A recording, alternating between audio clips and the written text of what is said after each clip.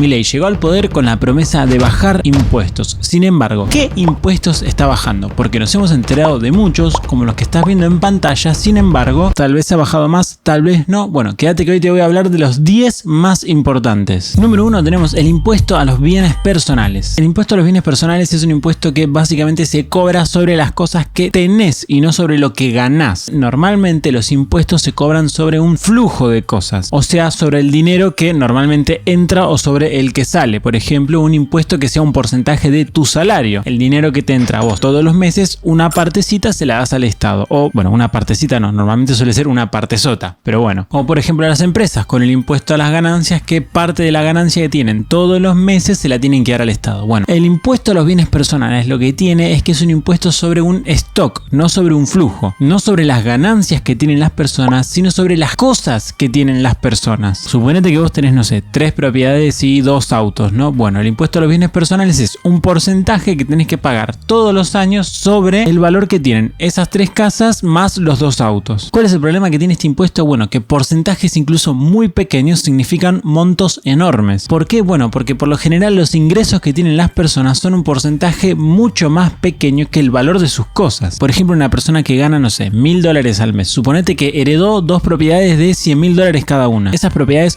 no son de esa persona, con los ingresos que tiene no se las podría haber comprado, pero las heredó. Bueno, esta persona que gana $1000 al mes, si tuviese que pagar el impuesto a los bienes personales de, suponete, un 2% sobre el valor de sus cosas, como estas 2 propiedades que valen $100.000, lo cual no es muchísimo. En capital, una propiedad de 2 ambientes puede llegar a valer eso. Debería de pagar un impuesto anual de $4.000. O sea, básicamente tiene que pagar 4 salarios al año de impuestos. ¿Se entiende, no? 2% parece poco, pero como es sobre las cosas que tenés, no sobre tu ingreso, que es un monto muchísimo menor del monto que significan las cosas que tenés, un porcentaje muy pequeño significa mucho dinero. Entonces es un impuesto que hace muchísimo daño y lo que genera es que básicamente la gente que paga los impuestos personales se vaya del país a justamente otras jurisdicciones donde no se le cobra este impuesto. El impuesto a los bienes personales se le suele llamar también impuesto a los ricos, porque por lo general el mínimo de cosas que hay que tener suele ser bastante. Este impuesto, como un montón de los que vamos a ver en la lista, supuestamente se creó para ser temporal. Fue en el 1991, lo creó Menem y supuestamente iba a durar solamente 9 años y acá estamos en el 2025 y sigue existiendo. ¿Qué hizo Milei? Bueno, a mitad de 2024 estableció estas alícuotas que irán bajando a lo largo de los años. Y sí, son menores que las que existían antes de que la asumiera. El impuesto a los bienes personales es un impuesto que recauda muy poco y hace muchísimo daño. Entonces era evidentemente uno de los mejores impuestos para sacar. Luego tenemos el impuesto a la transferencia de inmuebles, que también lo puso Menem en el 1991. Pero antes te preguntarás, ¿a dónde vas tan elegante? Bueno, déjame que te presente a nuestros amigos de CyberGhost VPN. Si no te gusta eso de que al navegar por internet estés expuesto a que terceros tengan acceso a tu información, CyberGhost VPN es una VPN que encripta tu información cuando navegas por la web. Esto es particularmente útil para proteger a tu dispositivo frente a webs maliciosas o cuando te conectas a una red Wi-Fi pública insegura como la de un shopping o la de un centro comercial. Además, CyberGhost VPN no tiene únicamente servicios de seguridad, sino que te permite acceder a contenido que está bloqueado donde vivís, como por ejemplo catálogo de 40 plataformas de streaming como Netflix o Disney Plus. Cambias la ubicación con un par de clics y listo, puedes disfrutar del catálogo estadounidense de Netflix, que tiene un 50% más de contenido que el catálogo de Latinoamérica o España. CyberGhost VPN está disponible para Android, iOS, Windows, Linux, Smart TVs, consolas de videojuegos, además de que tan solo con una suscripción puedes conectar hasta 7 dispositivos a la vez, ideal para compartir con familiares o con amigos. Y en el caso de que no te sientas satisfecho con el servicio, tenés una devolución garantizada en los primeros 45 días, con lo cual es algo libre de riesgo. Tiene puntuación de 5 estrellas en Trustpilot y 38 millones de usuarios alrededor de todo el mundo. Y para esta ocasión te traemos un descuento especial. Si usan específicamente el link que le dejo en la descripción o en el comentario fijado, van a poder obtenerlo por $2,03 al mes, además de un bonus de 4 meses totalmente gratis. Muchas gracias CyberGhost VPN por patrocinar este video. Básicamente, cuando vos agarrás una propiedad y la vendés, importante que esa propiedad no tiene que ser habitacional, o sea, básicamente tiene que ser, no sé, un garage que usa una empresa, un galpón o cosas así, o sea, no tiene que ser el lugar donde vivís. Si cumplís este criterio, cuando vendés esa casa, un 1,5% del valor de la propiedad se lo lleva el Estado. ¿Por qué?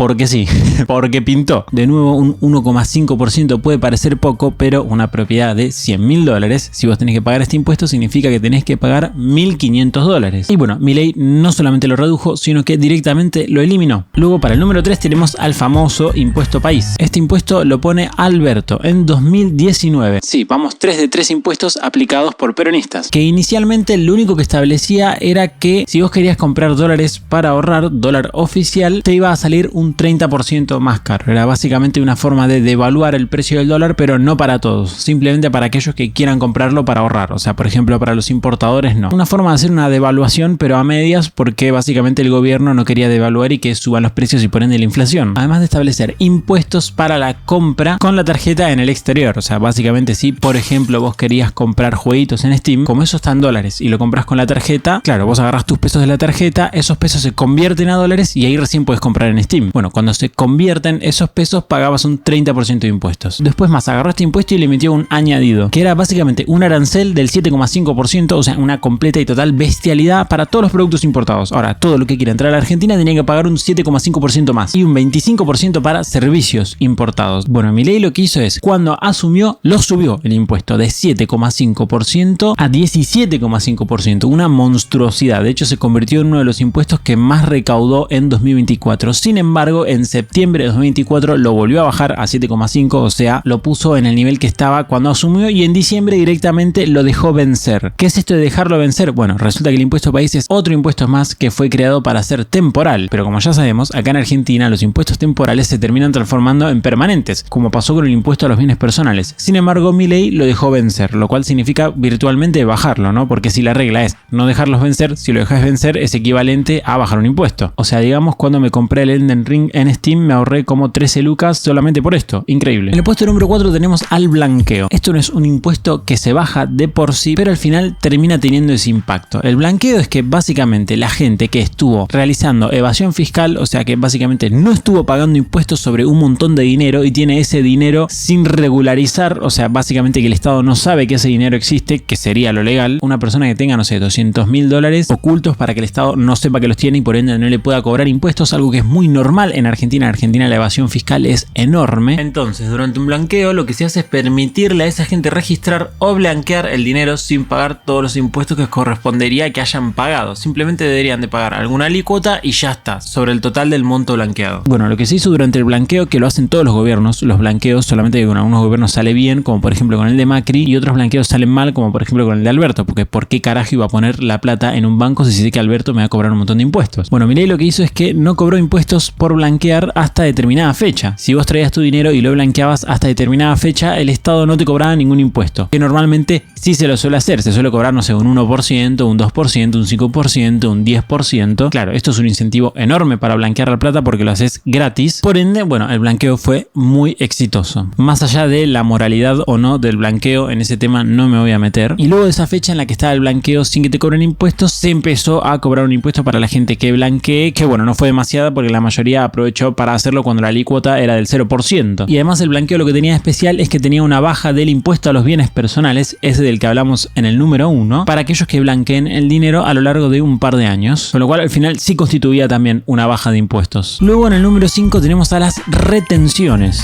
que las puso Mitre en el 1862, o sea, básicamente hace un par de años, y sí, también iban a ser temporales. Las retenciones son un impuesto que se cobran sobre las exportaciones. Es un impuesto muy raro que en general en el mundo no existe porque suele ir básicamente en contra de todo lo que se supone que quiere un país. Cuando vos le cobras impuestos a las exportaciones, le cobras impuestos a aquellos que venden cosas para fuera del país. O sea, básicamente castigás a aquellos que producen acá, en Argentina, a tu industria. Por eso es justamente un impuesto que por lo general en el mundo no existe. Es algo muy particular de Argentina. Resulta que, bueno, las retenciones son altísimas, sobre todo para el campo, que rondan el 30%, si no me equivoco, lo cual además es una monstruosidad porque las retenciones, al igual que los ingresos brutos, son impuestos que se cobran sobre la facturación y no sobre las ganancias netas. O sea, básicamente suponete que vos sos un kiosquero y no sé, recaudás 10 millones de pesos al mes, pero de esos 10 millones de pesos al mes, capaz que 8 millones de pesos son costos, o sea, el comprar la mercadería. Entonces en realidad tu ganancia es de 2 millones y sobre esos 2 millones se suelen aplicar todos los impuestos, el impuesto a las ganancias, por ejemplo, pero no, las retenciones no, las retenciones se aplican sobre los 10 millones de pesos. Entonces capaz que vos en realidad solamente tenés 2 millones de pesos de ganancia, pero como el impuesto impuesto se te cobra sobre los 10 millones, al final terminás pagando, ponerle con un 30% de porcentaje, 3 millones de pesos de impuestos. O sea, pagás más de impuestos que la guita que ganás. Bueno, esto pasa con impuestos como los ingresos brutos y también como las retenciones. Y Milei lo que hizo es, particularmente para las retenciones al campo, bajarlas temporalmente. Acá tenemos los porcentajes. Luego para economías regionales, como por ejemplo el azúcar, el algodón o el tabaco, directamente eliminó las retenciones de forma permanente. Además también redujo varias retenciones relacionadas a la exportación de carne. Y además hace muy poquito de cuando yo estoy grabando este video, redujo las retenciones para 4.000 productos industriales, lo cual significa el 88% de los productos industriales que Argentina exporta. O sea, básicamente probablemente el 100% de los productos industriales que exportaba Argentina paga retenciones y ahora solamente la pagarán el 12%, que eran retenciones de entre el 3 y el 4,5%, que sigue siendo altísimas. O sea, digamos, sí, el peronismo que se la pasa rompiendo las pelotas con la industria y con la industrialización y qué sé yo, le cobraba retenciones a la industria. Un impuesto que es tan dañino que en general no existe en ningún lugar del mundo. Luego, en el número 6, tampoco vamos a hablar de un impuesto como tal, sino que vamos a hablar del cepo. El cepo es básicamente el impedimento o las restricciones para poder comprar dólares. Lo que hace el Estado es poner un dólar más barato de lo que sería normalmente, sobre todo para intentar disminuir la inflación en el corto plazo, lo cual está mal, es una mala medida, pero bueno, no importa. Y como esto genera que el Estado se quede sin dólares, porque bueno, poner un dólar más barato de lo que sería normalmente genera que la gente compre más de lo que compraría normalmente. Bueno, como el Estado se tiende a quedar sin dólares cuando hace esto, lo que hace también el Estado es poner el cepo, o sea, básicamente no dejarle a la gente comprar dólares y ya está, y así se supone que se soluciona el problema. Obviamente esto no es así, pero bueno, no importa. El cepo lo pone Cristina, lo saca Macri, lo vuelve a poner Macri, Alberto lo mantiene y Milei lo saca. ¿Por qué digo que el cepo es un impuesto? Bueno, porque además de hacer un montón de daño en otro montón de aspectos, lo que hace el cepo es subsidiar a los importadores y castigar a los exportadores. Los importadores son los que compran cosas afuera del país y para eso necesitan dólares. Y claro, dijimos que el cepo lo que hace es mantener un dólar más barato de lo normal. Entonces, si la gente que necesita dólares para comprar cosas afuera puede acceder a un dólar más barato de lo que tendría normalmente, el Estado está literalmente subsidiando a los importadores, o sea, a la gente que compra cosas afuera, o sea, a la industria de afuera. El Estado literalmente subsidia al resto del mundo. La industria exportadora de Argentina se está viendo perjudicada a cambio de favorecer, no sé, a la industria china, ponele. Claro, porque los importadores podían comprar el dólar en vez de, no sé, a 1.000 pesos a 300 pesos. Entonces, claro, podían comprar el triple de dólares que lo que podrían normalmente. Y con los exportadores es todo lo contrario. Cuando ellos venden cosas afuera y los compradores del exterior le dan dólares a los exportadores, ellos no se pueden quedar con esos dólares y se los tienen que dar sí o sí al Banco Central. Y luego el Banco Central le da pesos a cambio de esos dólares. Pero ¿cuántos pesos le va a dar? No el precio que corresponde, sino el precio que dice el cepo, que normalmente es menor. Entonces a los exportadores, en vez de darle, no sé, 1.000 pesos por cada dólar, le daban 300 pesos por cada dólar. O sea, le quitaban el 70% de sus ganancias. Bueno, esto virtualmente es un impuesto. Le están quitando dinero a alguien. Y Milei lo que hizo es quitarlo. Ya no existe el cepo. Ya no existe la diferencia entre la cotización real del dólar y la cotización que te dice el gobierno, porque ahora es exactamente la misma. Luego tenemos el número 7, que es la baja de impuesto a los autos. Acá hay bastantes modificaciones, pero voy a hablar sobre todo de las más importantes. La primera es que se baja el IVA y los aranceles para los autos híbridos o los autos eléctricos y se quita el impuesto al lujo, que es un impuesto que puso Cristina. Sí, literalmente todos los impuestos de los que hablamos hasta ahora, salvo las retenciones, los puso el peronismo, que básicamente lo que hacía era cobrar un impuesto sobre la compra de autos muy caros. Por eso se llama impuesto al lujo. No sé, si vos te comprabas una Ferrari, por decir algo, bueno, un porcentaje del precio de la Ferrari agarrabas y se lo dabas al Estado, ¿no? Supuestamente era un impuesto a los ricos. ¿Qué es lo que pasó? ¿Qué es lo que pasa con la mayoría de los impuestos? El impuesto estaba en pesos. Entonces, claro, decía, a partir de los autos que cuesten, no sé, más de 5.000 pesos se paga un impuesto. Pero como la inflación fue sucediendo a lo largo de los meses y fue aumentando todos los precios en pesos y el impuesto no se actualizaba al mismo ritmo que la inflación, luego quedó desfasado. Claro, ¿qué auto cuesta más que 5.000 pesos? Cualquier auto cuesta más que 5.000 pesos. Capaz que en su momento 5.000 pesos era mucho, pero hoy no es nada. Igual 5.000 pesos no es el umbral de este impuesto, pero es para que entiendas cómo funciona. Y al final este curioso impuesto al lujo se terminaba cobrando sobre todos los autos. O sea, todos los autos pagaban el impuesto al lujo, por más que sea el auto más barato del mercado. Y bueno, Milei lo sacó. En el número 8 tenemos impuestos a las importaciones. Básicamente Argentina es de los países más cerrados en el mundo, que menos comercio tiene con otros países, y sucede porque hay muchas barreras para realizar esto. De hecho, Argentina es de los países de Latinoamérica que más aranceles paga. O sea que básicamente nuestro país es uno de ellos donde más impuestos hay para comprar cosas en el exterior, los famosos aranceles. Bueno, Milei estableció que para importaciones de 0 a 400 dólares no se va a pagar ningún impuesto, solamente el IVA. O sea que si vos te querés traer algo baratito de afuera, se supone que no tendrías que pagar ningún impuesto, solamente el IVA, algo que es muy útil. Por ejemplo, no sé, para algún celular que sea medio barato o algo así. Y el segundo cambio es que el límite de puerta a puerta, o sea, básicamente si vos, no sé, te querés comprar algo por Amazon, no podías comprarte cualquier cosa. Literalmente no podías comprarte cualquier cosa. Tenías un techo de cosas que te podías comprar que estaba establecido por el precio, ¿no? Si esto cuesta, no sé, $20.000, bueno, eso no te lo puedes traer así nomás por Amazon, sino que tenés que hacer todo un tramiterío. Bueno, ahora ese límite pasó de $1.000 a $3.000. Es un avance, no es lo mejor. La realidad es que las importaciones no se pueden liberar de un día para el otro porque sería muy riesgoso. Toda la industria argentina está acostumbrada a que los productos de afuera sean carísimos por culpa de los cerrados que estamos al comercio exterior. Por ende, si nosotros quitamos todos los aranceles y todas las restricciones al comercio de un día para el otro, nuestra industria tendría, bueno, serios problemas para competir con las empresas del exterior y podría ser peligroso. Pero bueno, es un paso más hacia adelante. En el número 9 tenemos el RIGI, que también no es un impuesto que baja, sino que es un régimen que hace bajar a los impuestos en determinadas situaciones. Básicamente para aquellos que quieran invertir dinero, ya sea gente del extranjero o gente de acá, de Argentina, a partir de X monto, y para ciertos rubros bajan un montón de impuestos, se le quitan un montón de impuestos. Justamente esto es para fomentar la inversión, ¿no? Normalmente si vos invertís tendrías que pagar X cantidad de dinero, ahora pagás menos cantidad de dinero. Yo ya hice específicamente un video hablando sobre qué impuestos bajan con este régimen, pero bueno, tenemos baja de impuesto a las ganancias, tenemos que se quitan aranceles para algunas importaciones, se le baja el IVA también en algunos casos, se le da libre disponibilidad de divisas a las empresas, cosa que en su momento era bastante importante porque bueno, en ese momento existía el cepo, hoy ya no existe más, por lo menos no existe totalmente porque obviamente siguen habiendo restricciones, bueno, etcétera. Cuestión que este es un gran régimen, ojalá que el gobierno siga haciendo cosas así y hay muy buena expectativa por él, se cree que va a tener muy buenos resultados y que muchas inversiones van a caer por este régimen. Y por último, en el número 10, el más importante de todos, por más que la gente suele olvidarse de él cuando se habla de la baja de impuestos, tenemos a, bueno, la inflación. La inflación es un impuesto, es el Estado quitándote una parte de tu riqueza. Es un impuesto al peso, es un impuesto a la moneda. Si básicamente vos tenés pesos, esos pesos segundo a segundo van perdiendo valor. Y ese valor, ¿quién se lo lleva? El Estado. ¿Por qué? Porque cuando el Estado utilizó esos pesos, como él es el primero que los utiliza, porque él es el primero que los emite, tenían la integridad de su valor, tenían el 100% de su valor o muy cercano. Y ese peso, conforme va pasando el tiempo, va perdiendo valor. ¿Y quién lo tiene cuando va pasando el tiempo? Bueno, nosotros. O sea, el impuesto se nos cobra a nosotros. Este impuesto existe, bueno, desde que existe Argentina, pero aumentó considerablemente desde mitades del siglo pasado. De hecho, tenemos acá un gráfico muy interesante que nos muestra que la inflación promedio de las últimas décadas fue del 100% anual, lo cual es un completo y absoluto delirio. Y bueno, básicamente en 2023 cerró en 211%, luego en el primer año de Milei cierra en 117% y lo más probable es que en el segundo año de Milei cierre entre 40 y 30%. Sin embargo, obviamente el impuesto inflacionario no necesariamente es mayor o menor según si aumenta o no la inflación nada más, sino que también depende de la base imponible, ¿no? O sea, de cuántos pesos tenga la gente. Entonces, como en 2024 la inflación fue menor, pero la base imponible, o sea, básicamente en términos reales la cantidad de pesos que tenía la gente era mayor, el impuesto inflacionario se mantuvo más o menos igual que en 2023, por lo menos para el promedio de 2024. Ahora ya está mucho más bajo y en 2025 va a ser muchísimo menor que en 2024 y 2023. Y bueno, hasta acá tenemos los 10 impuestos más importantes, yo creo, pero existen muchísimos más. De hecho, me gustaría que los dejes en los comentarios todos los que vos sepas, porque básicamente estuve buscando y son un montón y el video iba a durar, no sé, 50.000 años. Básicamente se quería hablar de todos los impuestos y encima yo no soy capaz de encontrarlos todos. Hubo muchísimos más que yo no conozco, así que por favor, si vos conocés más impuestos, déjamelo en los comentarios y capaz que hago una segunda parte de este video. Y bueno, igual, obviamente es importante, pero la mejor manera al final de medir de manera agregada, o sea, todos los impuestos, si están bajando o no, es con la presión fiscal. O sea, de toda la economía argentina, ¿cuánto se queda el Estado con impuestos? Y la realidad es que la presión fiscal evoluciona de la siguiente forma y conforme pasa el tiempo va a bajar. De hecho, el predictor más confiable de la presión fiscal es el gasto público. ¿Para qué te saca dinero el Estado? O sea, ¿para qué te cobra impuestos? Bueno, para gastar ese dinero, ¿no? O sea, básicamente para ejercer el gasto público. Entonces, si baja el gasto público, bueno, ¿para qué necesita impuestos el Estado? Para nada. Si está gastando menos dinero, te va a cobrar menos impuestos. Por ende, si baja el gasto público, van a bajar los impuestos. Y el gasto público está bajando. Así que bueno, si te gustó, dale like y suscríbete. Y recuerden que en la descripción y en el primer comentario fijado les dejo un link para adquirir CyberGhost VPN por $2,03 y además van a poder aprovechar de un bonus exclusivo de 4 meses gratis. No te olvides que si quieres aparecer en los próximos saludos, unirte al grupo de WhatsApp o ver videos exclusivos, puedes hacerte miembro de YouTube o Patreon, te lo dejo en la descripción. Muchas gracias a los miembros de YouTube por ayudarme a hacer esto posible. Si vos querés videos exclusivos o entrar al grupo de WhatsApp, no te olvides de sumarte.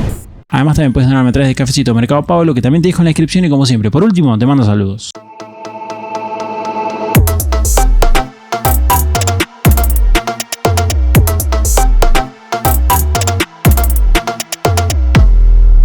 Ustedes me ven como que yo estoy subiendo videos cada 2 días, pero la realidad es que yo no hago un video hace como una semana y media. Pasa que estoy rindiendo los parciales de la facultad y me dejé un montón de videos hechos ya desde hace tiempo. Estoy grabando ahora el 1 de mayo y creo que no grabo hace como una semana.